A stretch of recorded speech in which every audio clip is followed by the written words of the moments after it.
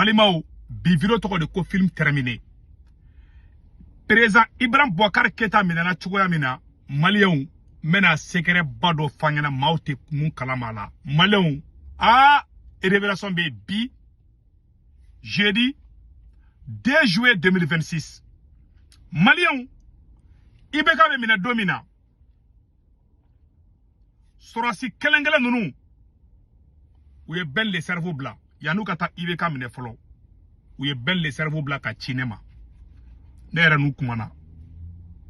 Ou ye ben cinema kanga jamala bo.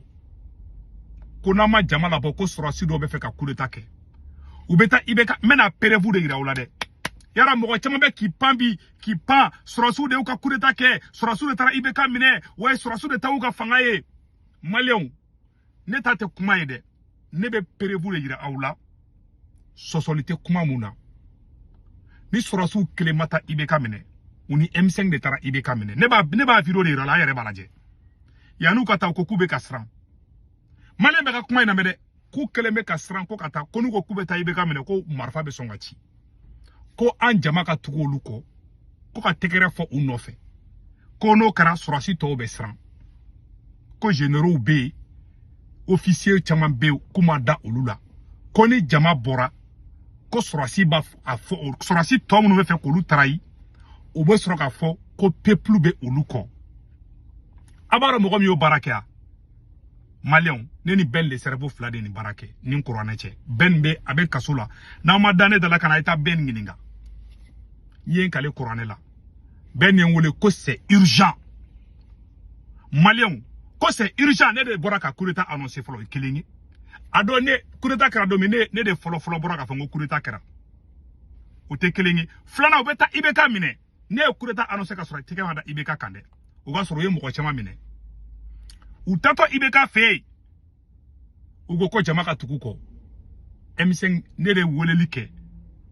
Communication ga wuli fa besa. Anga soro ka jama la bo. O jama de tukuruko kata Ibeka mine. Ne de bono jama ira ula. Et puis Ibeka be mine domi. Mogomi Ibeka mine atoko de ko commissaire So. Malion commissaire So. Alaka hinala abana salo be salo na sini. Commissaire So. Voilà. Le commissaire Aboubakar So a photo flé nine Ibeka mine policier de Ibeka mine sur asima mine de bon ale keni ale fatura me doka ala ka daronya ninde Maliki Diaw de commissaire So wuli commissaire So ani Maliki Diaw fla photo flé ni kuneta kad ordre de ko kata Ibeka mine Maliki Diaw de ordre de ko kata Ibeka mine ay kuma ina mede Malion Maliki Diaw ni commissaire So fla photo flé ni Maliki Diaw flé ni commissaire So fla ou fla photo flé en rola Maliki Diaw de kunanga ke président mais man amaso woroma folo mena video fana iraula Ibeka beta mine domi sorasu mata Ibeka mine c'est-à-dire que mbe yeri bokum fo ya ngorola quoi video mani mun tukura sorasu ko yeri bokum ye record de bati a vu mun kado sike mo ya ke malikono jusqu'à présent ne madala mo mi ko ma yeri bokum suada ka chan 100 000 ni mafli donc yeri bokum de ko filmer kata de Ibeka ka woro fo kati mais yana nga soroma nebe na video ere bo menda e mentigila de aw ne anga janga kudeta ere a don ere a video ere Ibeka be mine domina folo anga Ibeka mine woro bo anga jama bo folo ko la je folo ayena je folo ayala je jama be ka bo akota jama mangana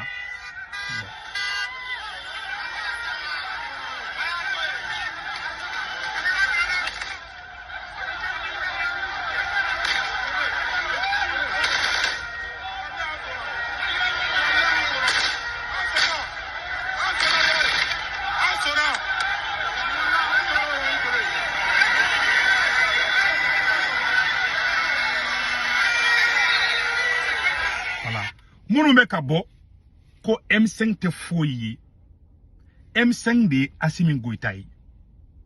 C'est-à-dire il bora feme ni bala ibe ke domba la filide abina fo farafi ça c'est-à-dire Assimi ka fanga be ina fo farafi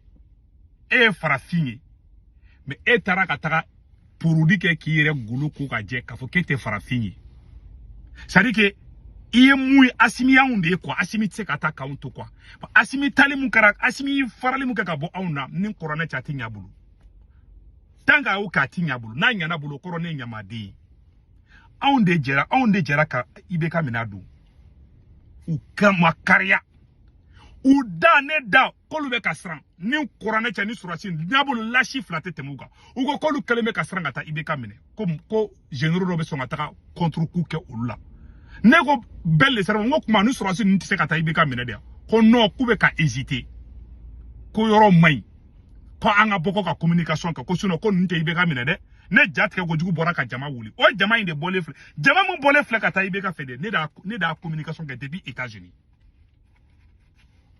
Maléon ni ban yere la asimiye aunde quoi ça dit asimiye M5 bi asimini M5 bi na fo ntara ma fo chukumna abina fo deni ba quoi ni bayi ba dena obe dengi ba bala ko do be doke ni soro aunde jera ka ibeka mina do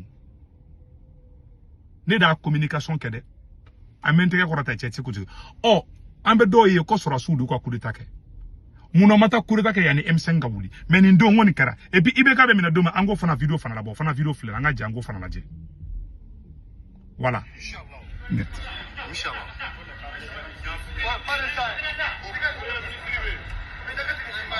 voilà imai inchallah o tara ibeka mina jama jole fle dala u tato ibeka mine we sara na de kuta to la flende kube kasra asimi nunu tato kata ibeka mine kolu be kasra asimi ku ka chidende asimi yere kunte president yere mogo mi yere kureta yere teti yere we Maliki Jawdi anga chiefo ado Maliki Jawdi ne kumana Maliki Jawdi ben fla Maliki Jawdi fle ben le sargo sigile fle ni ma flide ni kera kureta wakati de la ni photo yi ben ne kumbe ka ko be organiser ne wallahi billahi ne ben on de jamala bo mobilisation on da beke ado imam kuma son kosobe imam diko yi mefie doni imam ku yi mefie doni kale mada surasinna ala ko tie mo ko ba fako imam nye kudeta ke kudeta kera imam kunta kala mako yi ni qur'ane cha imam diko kunta kala mako kudeta bi anya doala di mona bora kala manga be songa tie ambe pasari mo ko ba fako imam de ibe ga fanga bi cha ala be kitani imam diko chede imam ma ibe imam he ko ndogora imam na de kuy bon ni surasi munu fleka ni ko inketa ni qur'ane chani ni surasu kuma nyon kalaba yani be kaka bi mali ni surasu yere kumba afokanga bo ema e o te so mo ka bu contrôle la parce que olu kolondo de se olu yere de kuye M5 ça ni surasi munu yere de kuye M5 yere angbe ka bo wakati na uni sonjale ba sigilembe kana bodro kana continuer ali domina nga beta ibe ka fe surasi munu ba kala mawo ugoko imam de ko be tiado o don de kureta folo kunga ke men o kureta kun kara karnaje kun be bola billahi talai donc umata ibe ka mine de sarana de kangata nyon fe sara njera ka bara imbe de kenyon fe quoi ima yo kureta kele chien folo la uya njafa oni banda utara fara nyon ngatro mali yogora mais on allait fara M5 kanka docteur Shogun ko kala mega black comme premier ministre diebe kulila ana ala ya ira asimiladi na yaw clé ne ala ne de se masay ne ba o baraka du awla mais danga de ni ala yele ali sebe yiri safa be bindukuma mais on na yo to soro doro dugumene ibaro ne sara quoi non chamona do de mana de an sadi quoi ne mana miri asimika ntoko ban soro doro ka seka atoko atununti on de ni bara beke ibeka be mina domu non de jera ka bara beke ibeka mina len ko fe laidu kamunu fana taratuguni uye laidu kamwera uta mono fana mena bono fana sekere uye surasu rama ngonje uye laidu kamwera uta tuguni muni yaro ngongu tarakata nasiji mi goto taru kale koronela ute nyogon janfa o kofe tuguni u sigetora uye fanga partager chogomina avec le M5 ma kuma fo mate madi koromu mi se ka so mento fo bi video e ka ira uladi munu be ka bo ko surasu de ka kudeta ke ni surasu ma kudeta ke de ni surasu ni M5 de jera ka ibeka mine imae Abdou Niang te M5 fe depuis ne Abdou Niang ye ko de be ka simi go ta soutenir no ngo ala ngo nga simi ta tiena ka bon ni korona cha ita tiena mo de tara sa misiri dala awe fangata hali M5 ka victime munu mamiye marfachi martiru la ali shinanta do mo munu do o su kɛlɛ de o t'a to Assimi Goïta kara caman de bɛ Assimi ka fanga ko in na olu ko sara ma de i bɛ ko kɛ kana to nɔgɔ ka ye i ka ko la quoi ni nɔgɔ donna i ka ko la dɔrɔn a b'i barika bandi o de Assimi barika de bani don awa tɛ ɲɛ sɔrɔ Mali ko la n'a ye ɲɛ sɔrɔ n'a ye tunkara da ka fɔ ko ɲamɔgɔ den tatɔ filɛ nin ne ye prévu yɛrɛ la minnu bɛ ka bɔ ka galon tigɛ don o don k'a bɛ Mali histoire changer hali don min na CEDEAO ye embargo kɛ Mali kan Assimi sɔrɔsiw ja tigɛra o pani kelen ba u kun bɛ nin ka segin u kun bɛ nin ka ko to CEDEAO ta la Choguel Maïga ni belle de cerveau de k'olu de wuli ka jɔ kɛ ni Ala n'a kira cɛ ni sɔrɔsiw ye ɲɔgɔn ye u ja tigɛ kojugu ko non k'u ka taa négocier ni CEDEAO wallahi bilahi anw de ko pas question n'u bɛ embargo kɛ ça marche ou ça cache nous ye jito denw de ɲɛ bɛ ninnu sigilen n'a wusura bilahi u bɛ kan changer c'est des lâches u bɛ a bɛ cɛya fɛn fɛn f'u ma anw do ninnu kɛ cɛ ye ninnu dɛsɛra ka taa IBK minɛ u ye polisi de bila ka taa IBK minɛ dɛ IBK bɛ minɛ don fara u kelen ma sɔn ka taa u ye anw de wele kan k'u accompagner ne ko bɛɛ nin ko depuis Ala kan da ko ne ma ɲɔgɔn coup d'état sɔrɔsi de bɛ wuli ka taa président mais sɔrɔsi k'i sara k'a ye jama labɔ an bɛ ka siran aw de bi jɔ bi ko M5 tɛ foyi ye Ala y'aw barika ban Ala y'aw jasi aw faden bɛ tɛmɛna aw la bi parce que aw ye janfanti de hali ɲamaden tɛ sɔn ka ni ɲɔgɔn janfantiya kɛ c'est à dire n'i si kala cɛ i b'a dɔn an bɛ jamana modèle kan quoi billahi talahi cɛ hali ɲamaden tɛ sɔn ka nin ko fasugu kɛ ka trahison flagrant ka san fila u bɛ ka torture psychologique u bɛ ka kɛ Choguel la aw ti sa ni Ala ma k'aw la ka belle le cerveau bila kaso la ka ba muso kɔrɔ ka ba fana ba kɔrɔ ka taa bila kaso la n'aw hɛrɛ sɔrɔ o kɔrɔ ne ɲamɔgɔden ye minnu bɛ tɛgɛrɛ fɔ ko aw bɛ tɛgɛrɛ fɔ fo k'u bolo kari mais Ala bɛ tiɲɛ bange ni Ala hɛrɛ kɛ e ye fanga in kɔnɔ maliyɛnw ka fɔ ne ma ko tu ɲamɔgɔden e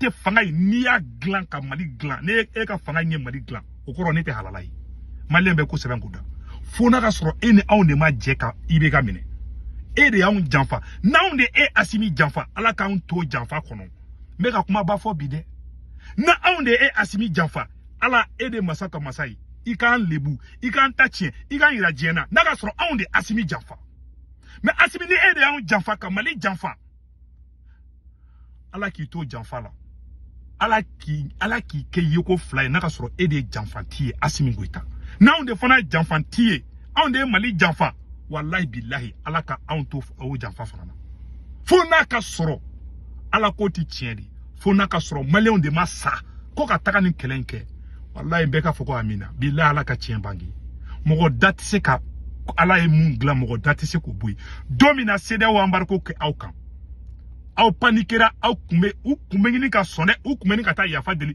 ninnu ko k'u bɛ taa yafa deli CEDEAO fɛ billahi ninnu ye anw de ninnu kɛ cɛw ye ni Ala n'a kɛra cɛ ne ka moi j'ai des preuves ko dɔ bɛ an tɛ n'olu fɔ sa an ka nin yɔrɔ lajɛ fɔlɔ.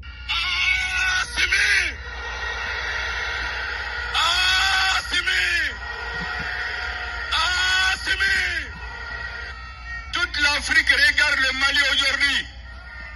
Dans une certaine mesure, le destin de l'Afrique se joue au Mali aujourd'hui. Et c'est pourquoi les peuples africains partout soutiennent la lutte du peuple malien. Ma bana. Ni jama min bora ni ma dega bo présidentiel Afrique. Non ne ma ya amake. On do barake yi. Abdou Niang tise ko ke Boubou tise ko ke. Wa bin jogo jugora. Aw ta tiena aw mago sara. Aw de nin kawi. Mbe fe malon ka réalité do jamana ko nan galon te ka mo sigara galon te la quoi. Ima ni galon te la de be ka barake. Boni Boubou Mabel ni ne segu tungara sara. Ala kana ke sisa ni ne segu tungara sara. Ne ka kuma koro malien dengena mo ba jidono la. Ko ni kumbe nin ke parce que on ne de folo malien gente et réseau ka comme français kala damna nenga. Ne ka video koro be abeji. Mais Boubou Mabel de ne bi dugu na ya fa kuma ka be kare ko na bi dugu. Ni Abdou Niang ya denya kuma ka ma bi dugu. Aw baw je aya blaw kuna. Ay war fen fe soro abe sa ko to dono la. Ay muso nyima mun furu ibe sa katibla kaburu kono. Iye musoni mun furu de fibe kele ala de. O be tla ka ta dai ka glan sanfɛ. Iye mobili ba musa. E muso kana cɛkura bɛ taa don mobili kura kɔrɔ ka sɔrɔ e bɛ kaburu kɔnɔ tumunun bɛ k'i dun I dale kaburu kono billahi mone beke ke ifaka I dale kaburu kono I nyabi muso la beka bijou di chevrema ebe mobili mi say no mobili te ta kaburu kono ini fe jume ta kaburu kono inika horonya ni ka yere wolo ya anika dana ya ani ye mu ke je kono ibe to de répond lahara karavati intene tay ine saradono la doben karavati do ibe fen fen ngini ya dien dien ne dien laje ne ma matériel flé fuji wallahi ne ga nyana ma konana ko karani la warko la na kera do awdo la fabe do awla mais ne limani ale no toro wala yala ne limani ale no foka fa ne ba ala deli shini keneyad la foka ne sa agana fone de na kone mali janfa ab fen fe kada ba be fo mais nan pe sara domina muni muye mun ko be daga da be bayi awa ko be la ba tiende ma ala ka tien bange mali nkono o de kumene bulu ka fa na akambe